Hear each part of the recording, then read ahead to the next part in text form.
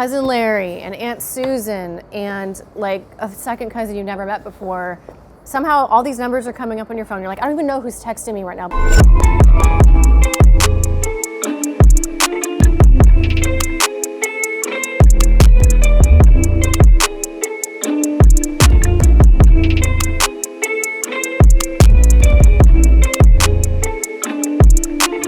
Listen, I am all for fighters shooting their shot and doing their thing, and it's honestly not really up to me how someone decides to steer their career, and he has no doubt very much cleaned out that division, so I understand why he's looking beyond the UFC for things that would interest him. That being said, boxing is a different sport. I understand it's a piece of the puzzle in MMA, but when you take boxing out of the context of MMA, it is a different sport. Kamaru Usman's striking is light years beyond where it was early in his career. I mean, we saw what he did to Jorge Masvidal. He's clearly got the footwork. He's clearly got the power. But you're talking about Canelo Alvarez. So it's Canelo. Boxing in general, like I think Kamaru would do really well.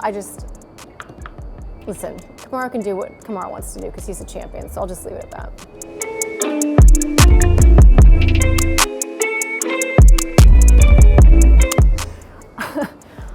Is this the same person that submitted the peanut butter question? I love eggs. I love eggs. They're very, again, I think I really value utilitarianism in food, apparently, because that's where my mind goes. Yeah, eggs are nice because eggs can be prepared so many different ways, and they're a great little snack on the go. When you're a mom and you're running around and trying to get your protein in and not eat like a horse. So yeah, I eat a lot of boiled eggs. When Starbucks started carrying those little protein boxes and they ran out, they got really low during COVID because I think they weren't getting shipments. I was like pitching mental fits every day when I would go through the drive-thru and like they would tell me that they were out of the ones that had the boiled eggs. So yes, I love eggs.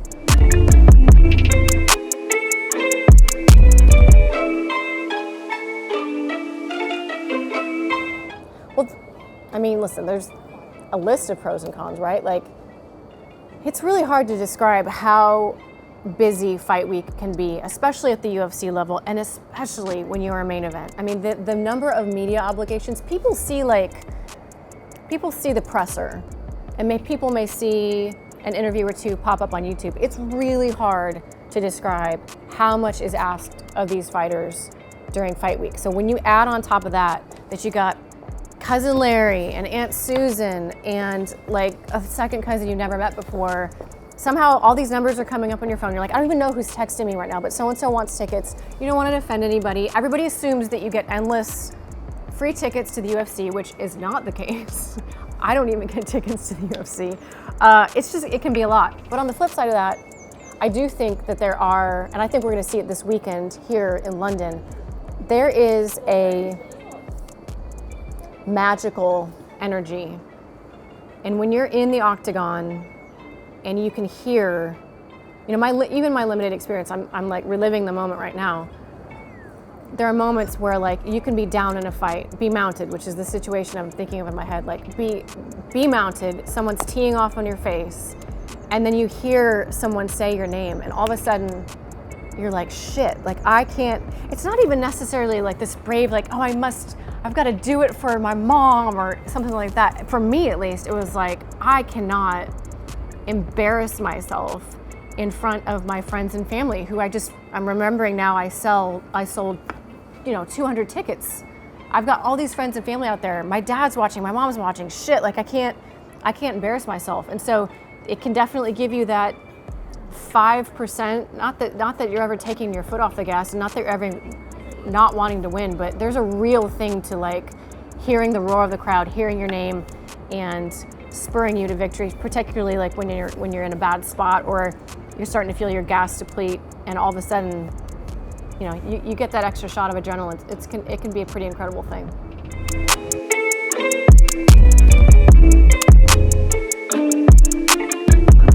Well, listen, there are a lot of badass mother in the UFC, like a lot. So there'd be a list of people that you could potentially say are deserving of having that type of belt, having that type of title, but I don't think it's gonna happen again. I mean, Jorge has it, I genuinely don't think that they'll necessarily even rematch Jorge in a BMF belt fight. I really don't. I think it was a cool idea. I'm surprised it ever happened, to be honest with you, because I'm pretty sure Dana at some point was like, we're never going to do something like that. But he often gets persuaded otherwise by very persuasive people. So,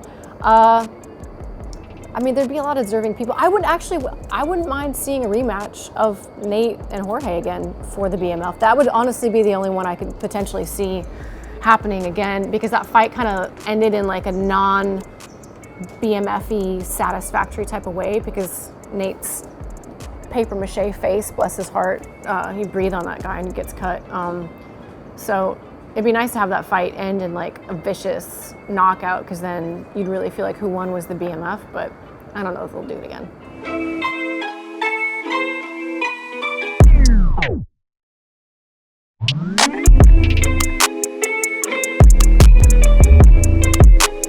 If I could go back and add something to my game, it would be judo. I desperately wish I had added judo into my mixed martial arts repertoire. I just think it's really cool. And I think particularly, I was never very good at wrestling to the legs in particular. Like upper body wrestling, I was okay, but judo, I feel like you can have a much more efficient means to taking people down. I think it's particularly effective against women, and I don't know, Ronda's cool, so why not? But I don't think that's really the question. I think the question is, if you could only have one martial art, and if that is the question, then I would have to say jiu-jitsu, because I think jiu-jitsu is to me, it's the most practical martial art, because it's the most real life, applicable self-defense mechanism. And I think for women in particular, to know jiu-jitsu, to be proficient at jiu-jitsu, I don't know, just gives you a little extra sense of confidence going about life. So that's my answer.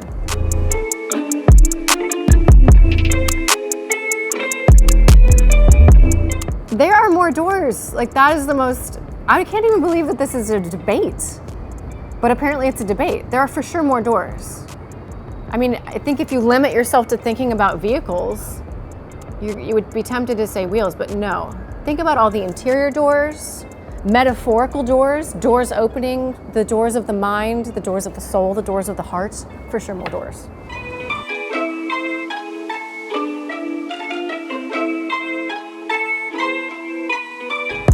It's funny that I've already mentioned him on this Q&A, but the person that comes to mind immediately is Juliana, actually. I think a lot of the Contender Series interviews are really special to me, because it's not just your normal post-fight interview, right? Like, those are good too, and I'm always anxious to talk to any fighter after a win or a loss, honestly. I think anytime you can, hear someone's experience, but on the Contender Series, you're talking about like a life-changing moment, a career-altering moment, a moment that for everyone on the show, they've been thinking about, a lot of them since they were little kids, about the opportunity to get into the UFC.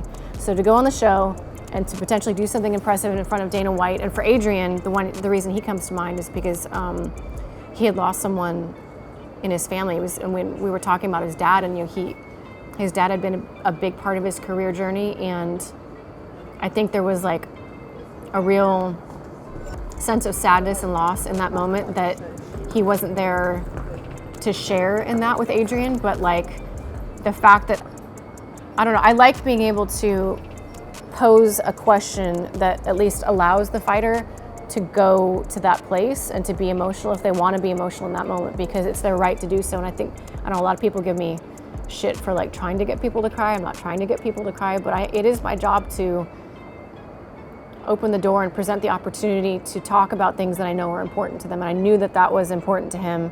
And so that's definitely one that sticks out to me. There's been some weird ones, like I remember Chaz Skelly, the first time I interviewed him, he did the whole Ricky Bobby thing where he's like, I don't know what to do with my hands. He just started like, we're on air, we were on Fox at the time, but he was just, I asked him like an initial question, he just goes, I don't know what to do with my hands. And then, man, the one that takes the cake has got to be the 3-piece in the soda. That happened here. That happened 3 years ago, almost to the day, in London at the O2 Arena. And the only reason that I was even interviewing Jorge, who had just won the main event, is because they were trying to avoid a fight between Jorge and Michael Bisping, because Michael was working the desk, and they knew that Jorge and Michael had gotten into it like years before in a hotel. So they're like, okay, let's not send Jorge up to the desk because we don't want him to like mix it up with Michael. So we'll keep it safe, and we'll just have Laura do the interview live. And then of course, I asked him the first question, and it was like some opening question about like, you know, how does it feel to silence the O2 Arena, which I was really proud of, you know, that was a good question. And then I see, and he's answering me, and something, I remember he said something about like, it's a drug that you can't replicate.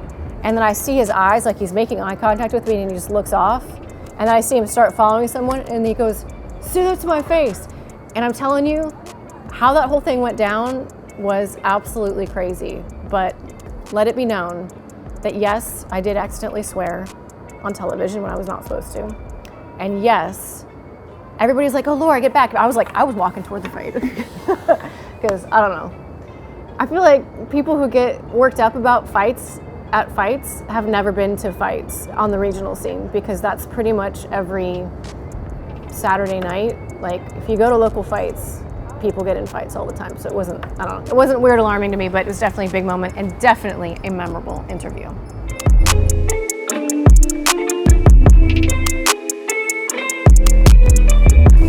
Three fighters that could be champions. Off the top of my head, immediately, Khamzat Chimaev comes to mind. What he's been able to accomplish in a ridiculously short period of time is, it's downright ludicrous. The stats eluding me at this point, but it's something like 300 strikes to 2. He's been hit 2 times in all of his entire UFC career at this point, which I think is 4 fights, which is insane. It's absolutely insane to think about. I think, you know, his first couple fights, I wasn't entirely prepared to get on the Khamzat Chimaev train, but choo-choo, I'm on it now. And then another Islam Makhachev, for sure. I'm not saying that he's gonna do it this year, but there's no doubt in my mind that he is fully capable. I mean, that division it's perfect for him, and he's demonstrated that. And the fact that you have the legacy that Khabib left, but even Khabib, when he first started out, there were holes in his game, in particular the striking. I mean, no one could handle his wrestling, but there were moments where you're like, oh, but you know, is someone gonna be able to knock him out? Obviously no one ever was, but Islam has the striking. Islam is just as good in the wrestling department as Khabib is. And when you talk to people like DC and Javier Mendez, and you hear them talk about Islam, they essentially say, without fully saying, that he's better than Khabib and has always been better than Khabib. And even when Khabib was on his run, there were moments where Islam was besting him in the gym. So when you think about that, I mean, that's crazy, absolutely crazy. And then I feel like I have to get a woman in there, but the women's divisions are tricky because you've got these dominant champions. Of course, obviously not, you know, Juliana Pena and the Amanda Nunes situation, a fascinating one to see how that one's gonna play out. You've got Valentina Shevchenko not going anywhere anytime soon in the women's flyweight division. So you have to look at this. I think you have to look at the strawweight division, and I don't know, maybe it's cheating to say Zhang Weili because she already was a champion, but I'm gonna go with Zhang Weili. I think she has what it takes to reclaim a championship in the strawweight division.